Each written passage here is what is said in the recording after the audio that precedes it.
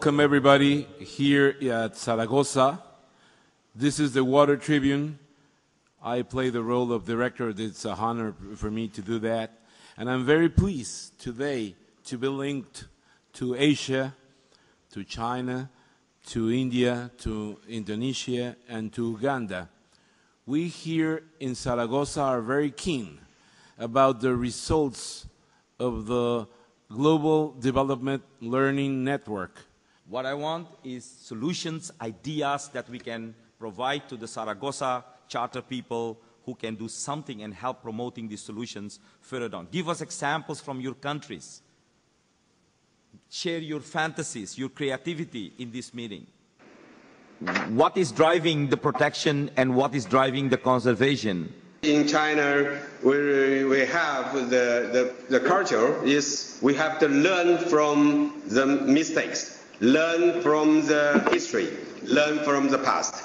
We have to let the people understand what we are facing and what is our direction. Thanks for the contribution. Let's go to New Delhi, India. Bring out these best practices and put them into our educational curriculum and make the younger generation aware of what is possible when the community gets together and ensures conservation of water, management of water, valuing water. And here I would make a suggestion that in countries like India, to develop a new water leadership.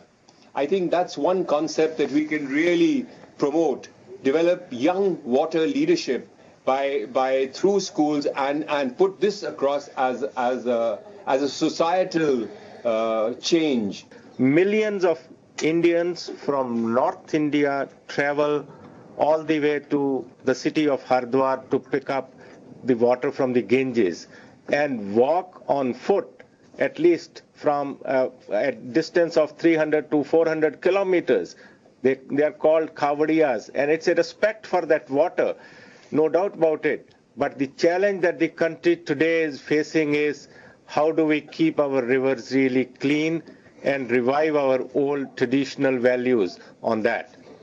And I think that's a challenge which we are now trying to meet. Thank you. Over to you. Thank you, New Delhi. Thank you, colleagues in New Delhi, for sharing the experiences from India.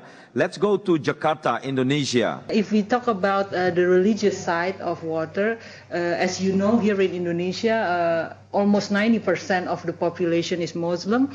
And in Muslim, before we do our prayers, we must do wudu, which is we have to clean our bodies using water. So I think seeing the religious side, it is water is one of the essential problem or one of the essential issue in the religious sectors. What is it that our grandfathers used to do to conserve and sustain the water resources? The River Nile, which moves from Uganda downstream up to Egypt, is going to be almost the very source of the wars we are talking about because of the different interests. And because of that, it was predicted that once a situation of fighting for the water resource, especially using the Nile perspective, there emerged the Nile Basin Initiative, where we are looking at now water resources as a transboundary resource. And we need to manage it and protect it with all the stakeholders, including the local communities, the NGOs, government departments, and everybody. Therefore, we are beginning to see that water is a scarce resource, and we need to protect it, and that's what now we are heading for. And what we need is the cooperation of you, including the other stakeholders from different countries, to see how best we can do it. Okay. Thank you very much. Regardless of the fact about we could be talking about percentages, I'm convinced that we will not develop sustainable development just by changing values. I'll give you an example. If in a city, for example, people use water sparingly, very aware of public transport, however, if you don't have effective public transport, this value will not solve the problem. Therefore, from my point of view, to the problem of sustainability, we need to apply a triple therapy to this disease. The change of values is one, change of technology two, and the change of price. Because a lot of these values are the values that would mitigate corruption. And so it sounds like in all of these countries they do have these values, but how do you promote these values in order to mitigate corruption? I noticed that some were missing in terms of greater responsibility on the common good, and also the one that I think that was very important is the aspect of leadership and learning and honesty that were mentioned. But there's still a disconnect between the values that our countries are saying that they are using, especially in the water sector, and the results that we find in terms of corruption, which is the use of public funds for private gains or the use of common goods for individual gains on different levels. So we'll come to that, and we are going to zoom in now on values, whatever values that you think is relevant. How do you take those values locally, globally, regionally? How do you take those values through the channel of education, through the channel of communication, or both together? How do you take them to the society? Thank you. I'm David Barkin from Mexico. The thing that strikes me about this video, but also the first one, is that it leaves out the major water consumers of the world. It leaves out the major consumers and the major logic.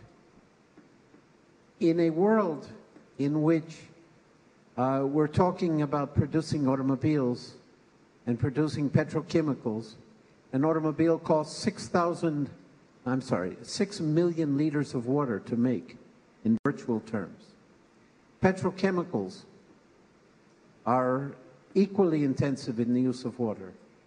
In these meetings, we're having bottled water. How much water does it cost to make a bottle of PET? It takes, to make a 1 liter bottle of water, it takes 300 liters of water.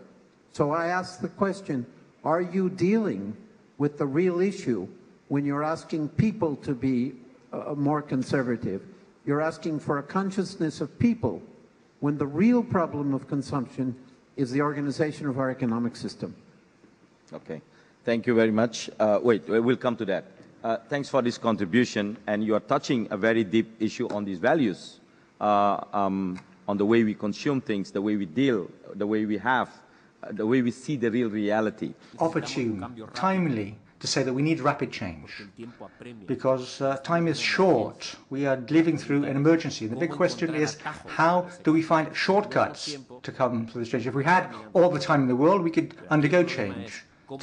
But how do we find a shortcut, a shorter way of taking us to the same place, which is what hikers do. For often mountain climbers find a shortcut to get to the top quicker. I give you two ideas about shortcuts. One is that we should use crises. It's in human beings and society in general do undergo rapid changes.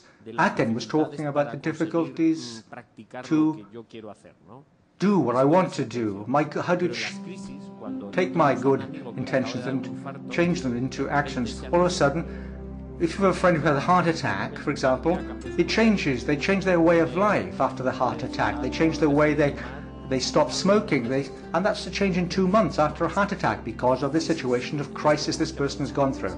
So we need to harness crises, those which are coming, and those crises which we can bring about ourselves.